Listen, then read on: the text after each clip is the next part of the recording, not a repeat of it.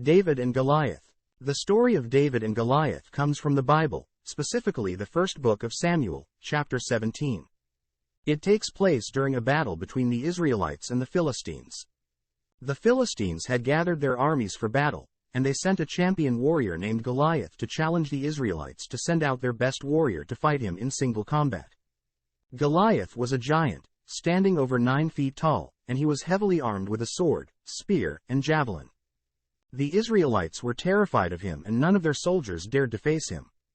Meanwhile, in Bethlehem, a young shepherd boy named David was tending his father's sheep. David had been anointed by the prophet Samuel as the future king of Israel, but he was still a young boy at the time. David's father sent him to the front lines to bring food to his older brothers, who were soldiers in the Israelite army. When David arrived at the battlefield, he heard Goliath's challenge and saw the fear in the faces of the Israelite soldiers. David was outraged that no one was willing to fight Goliath, and he volunteered to face him himself. King Saul was hesitant to allow David to fight, but eventually gave in when David insisted that he had killed lions and bears while protecting his father's sheep. David refused to wear armor or use weapons. Instead, he picked up 5 smooth stones from a nearby stream and put them in his shepherd's bag.